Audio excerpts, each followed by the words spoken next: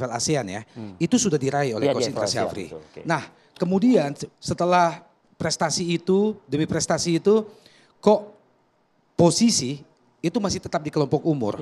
Bisa jadi Coach Indra Syafri kemarin sebelum Patrick Kluivert ditunjuk itu sempat berpikir, wah gue harusnya naik level nih. Nah bisa jadi titik jenuh itu ada. Oke lah, begini Well. Kalau kita berbicara tentang hashtag ini malam ini, saya kok yakin bahwa tanpa ada hashtag ini pun pasti PSSI sebagai federasi yang paling bertanggung jawab akan melakukan evaluasi. Karena kalau kita agak sedikit noleh ke belakang, sebetulnya kan target PSSI terhadap tim ini diharapkan lolos ke semifinal sebetulnya di Piala Asia ini. Agar kita bisa otomatis lolos ke Piala Dunia nanti untuk usia 20.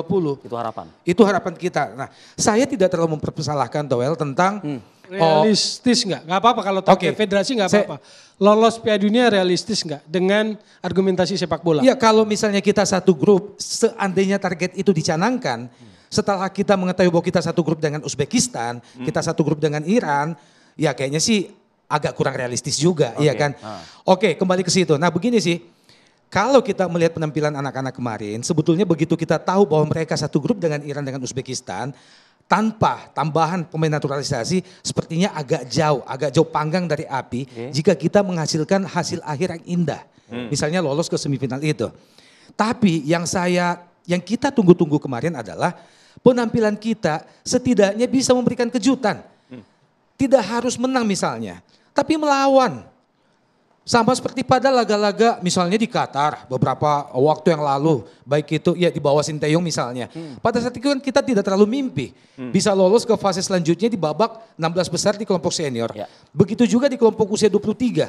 Kita tidak pernah mimpi bisa lolos sampai ke semifinal. Tapi pada saat itu penampilan anak-anak itu melawan. Kalau kita hanya menilik pada statistik misalnya Well. Semua pertandingan kita lakukan pada saat itu statistik mengalahkan kita. Ball position, peluang, penguasaan bola misalnya, iya kan, corner kick dan sebagainya. Kita kalah, tapi anak-anak bermain dengan determinasi yang sangat tinggi.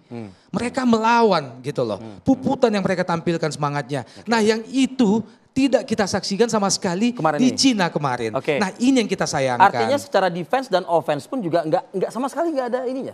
Defense kita Kacau, terutama saat kita menghadapi Iran ya. Kalau enggak ya kita nggak kebobolan 3 kan. Iya dong. Yang kedua, lini depan kita juga sangat mandul. Kita cuma bisa dapat 1 gol. Ya, lawan Yaman tadi malam, negara yang sampai sekarang masih dilanda perang saudara bahkan, yang dikucilkan dunia, yang tidak punya kesempatan untuk berkompetisi secara global dengan baik, itu bisa sangat merepotkan kita kemarin. Bahkan kalau kita menilik ke statistik, kita juga kalah tipis sama Yaman. Nah persoalan ini yang kita sayangkan. Setelah TC berbulan-bulan loh El. Itu dia. Baik, setuju. Artinya secara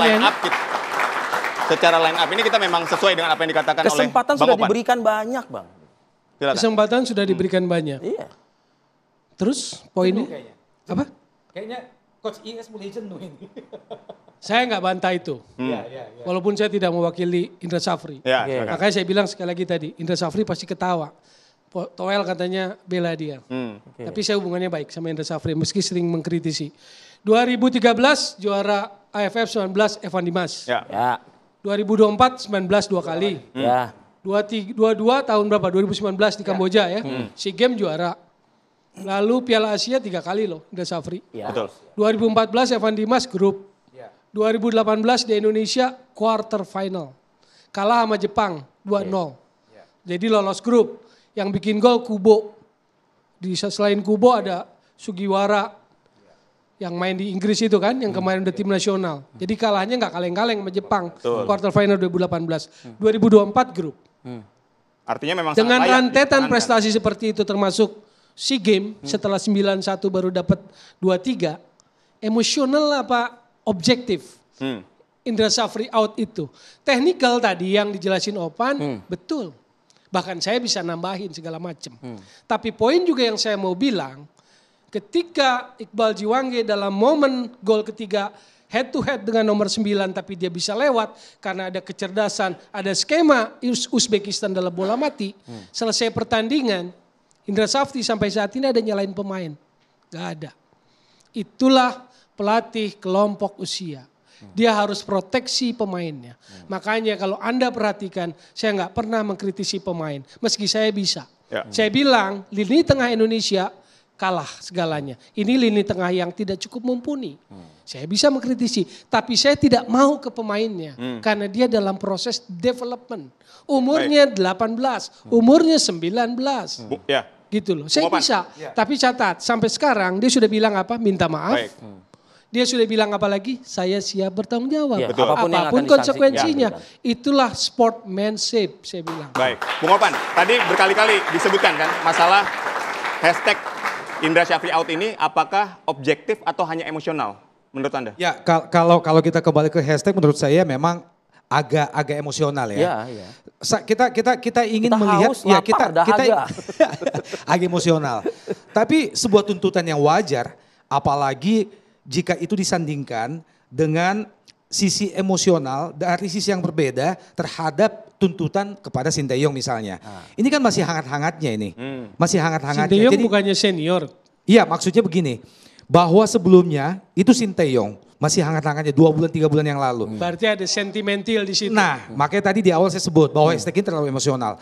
Begini, menurut saya begini. Bagaimanapun sepak bola Indonesia tentu masih butuh seorang Indra Syafri. Oke. Makanya tadi saya bilang, bisa jadi Coach IS itu berada pada titik jenuh. Jenuh. Saya malah membayangkan seperti ini, Coach IS mungkin sudah saatnya untuk diberikan posisi yang lebih tinggi. Oke lah, terlanjur ada Patrick Kluivert. Nah, kenapa tidak PSSI mencoba untuk mengevaluasi, kemudian memberikan kesempatan kepada Coach Indra Syafri untuk sekaligus bergabung dengan timnya Patrick Kluivert. Posisinya mungkin kalau kita bandingkan atau kita bayangkan Manchester City misalnya. Pep Guardiola kemudian di situ ada Kevin Keegan. Nah, tidak ada salahnya coba untuk mendudukan Indra Syafri di situ. Oke. Ya kita tidak harus melulu melihat senioritas dari sisi usia. Bahwa Patrick Kluivert masih berumur 40-an, kemudian timnya harus dari tim kita lokal itu harus di bawah itu. Oke. Nggak ada salahnya Coach Indra Syafri berada di situ, kemudian keberadaan di kelompok umur dievaluasi untuk kemudian diberikan kesempatan kepada yang lain. Tapi seharusnya kan kalau misalnya memang dia punya target, punya impian, punya mimpi dan dia jenuh di saat ini, ya perbaiki dulu, berikan legacy atau tinggalkan sebuah legacy yang baik gitu loh. Tapi kan Piala Asia sudah lewat. Ada nggak? momennya di situ kan? Momennya sebetulnya Momennya di di situ. situ. Makanya tidak salah jika sebetulnya momen di Cina ini hendak dijadikan sebagai sebuah pembuktian untuk meninggalkan legasi itu tadi. Itu dia. Makanya mungkin karena alasan pembuktian itulah sehingga Coach IS dan tim itu membutuhkan waktu yang agak panjang untuk TC. Baik. Tapi kan ternyata hasilnya terbalik. Jadi, dari Bung derajat. CC panjang itu adalah untuk mengakali sistem kompetisi usia muda kita yang belum sempurna. Saya kasih tinjauan sepak bola. Hasil TSG, Technical Study Group, Piala Dunia U20 2023 di Argentina.